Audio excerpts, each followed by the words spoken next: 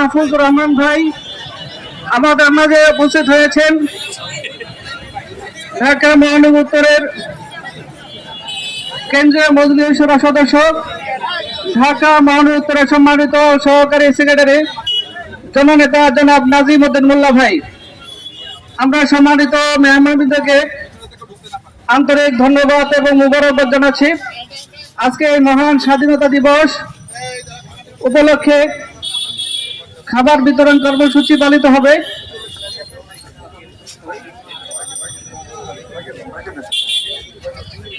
এরপর যে আমাদের সামনে কথা বলার জন্য করছে বাংলাদেশ জামায়াত ইসলামীর কেন্দ্রীয় নির্বাহী পরিষদের অন্যতম সদস্য, ঢাকা মহানগর উত্তরের সম্মানিত আমির, আগামী সিটি নির্বাচনে ঢাকা মহানগর উত্তরের সম্মানিত মেয়র পদপ্রার্থী নন্দিত জননেতা জনাব মোহাম্মদ সেলিম উদ্দিন।